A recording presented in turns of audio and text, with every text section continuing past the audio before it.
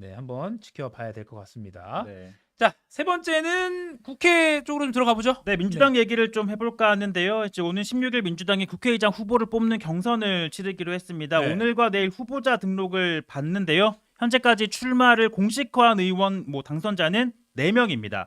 육선 고지에 오르는 조정식 의원 그리고 추미애 전 장관, 5선이 되는 정성호 우원식 의원인데요. 그리고 여기에다가 그 박지원 전 국정원장 최고령 당선자죠. 이 네. 박지원 전 국정원장도 출마를 저울질하고 있는 것으로 전해집니다.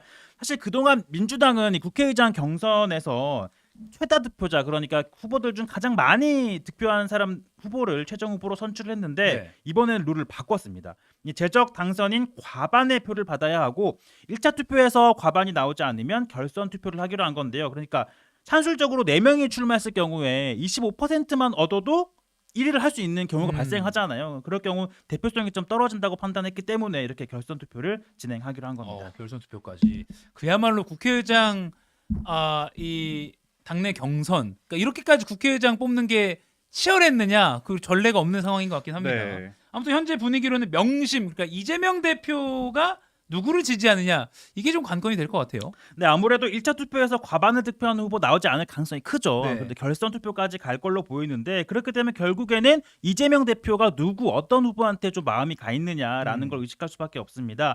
아무래도 22대 국회 민주당 또 더불어민주연합 당선인 대부분이 좀 거의 뭐 이재명 대표의 측근이다라고 볼 수 있는데 네. 당장 이제 뭐 사실 재선이나 삼선 중진들은 나름의 또 인적 네트워크가 있기 때문에 제외하고 초선만 보면 초선 73명 중 절반 이상이 소위 친명으로 분류할 수 있는 인물들인데요. 뭐 성남 경기도 라인이나 뭐 대선 경선 캠프 대장동 변호사 등등 뭐 이런 당선인들이라고 볼 수 있는데 네. 결국에는 이 표가 분산돼서 결선으로 간다면 이재명 대표가 누구를 지지하느냐 중요한 영향 미칠 수밖에 없는 거죠.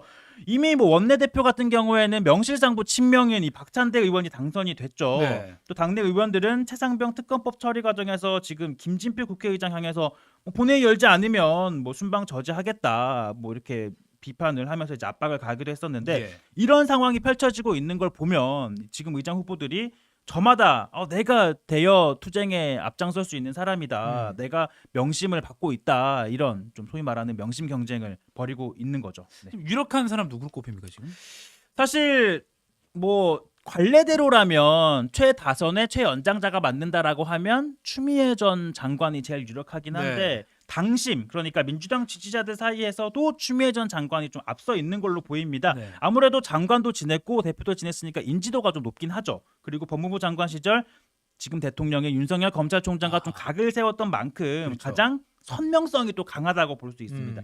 다만 이런 이미지 자체가 좀 양날의 검이 될 수도 있는데요. 네. 대여 투쟁에는 적합한 인물이긴 하지만 사실 국회의장이 정부를 상대로 투쟁을 이끄는 역할은 또 아니잖아요. 그렇죠. 여야 소통도 해야 되고 정부와의 그런 소통 관계도 있기 때문에 그리고 또한 이 만일 추 전 장관이 의장이 된다고 하면 이렇게 또 선명성을 내세우다 보면 번번이 윤석열 대통령과 충돌을 하게 될 수도 있는데 그럴 경우에는 지금 당 대표인 이재명 대표의 좀 존재감이 옅어질 수도 있기 때문에 좀 뭐 일각에서는 이재명 대표 지지자들 사이에서도 지지는 하지만 이런 좀 우려도 하지 않느냐 이런 관측이 나오죠. 너무 또 언론의 여론의 관심이 예를 들어 추미애 전 장관이 국회의장이 된다면 그렇게 막 쏠려버릴 수도 있는 것 같고요. 네. 그러면 이제 이 대표의 30년지기 정성호 의원도 가능성 높지 않습니까 현재로? 네, 뭐 원조 친명이라고 할 수 있잖아요. 예. 사실 민주당 내에서는 오랜 시간 좀 비주류라는 평가를 오랜 시간 받아왔어요. 하지만 이재명 대표 체제가 들어서면서 주류 대열에 뭐 합류를 했다라고 봐야 할 텐데요. 예.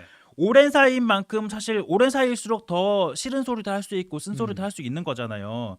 자, 그런 인물로 꼽히는데 사실 앞서 영수회담을 앞두고도 이재명 대표를 향해서 이제 뭐 김건희 여사 특검법 문제는 회담 의제로 넣기 부적절하다라고 말할 정도였으니까 얼마만큼의 쓴소리를 할 수 있는 상대인지는 알 수 있는 뭐 대목이고 관련해서 추 전 장관은 이러한 평가를 뭐 엉뚱한 말이다라면서 오히려 신경전을 벌이기도 할 만큼 둘 사이에 좀 의장 자리를 놓고 뭐가 경쟁이 부담스럽냐? 치열한 대목을 좀 엿볼 수 있는 대목이기도 예. 하고요. 이 정성호 의원 같은 경우에는 그간 좀 뭐 합리적이다 뭐 이런 평가를 받는 만큼 국민의힘 의원들 사이에서 오히려 좀 우호적인 의견들이 많아서 여야 간의 소통의 적임자라는 평가가 나옵니다. 다만 방금 말했던 것처럼 아까 민주당 지지자들 이 당심 같은 경우에는 이런 점들이 좀 아쉽다. 좀 뭐 약점으로 꼽힌다. 이런 평가를 받고 있죠. 네. 그러니까 정성호 의원이 이제 5선이 되는 거니까 추미애 전 장관에 비해서는 6선이 되는 추미애 장관에 비해서는 이제 한계가 부족하지만 선수는 아래죠. 뭐 네. 그런 어떤 관례가 깨질지 이런 것도 좀 관전 포인트가 될 것 같습니다. 네. 지금까지 백브리핑 최종혁 기자 함께했습니다. 네, 고맙습니다. 감사합니다.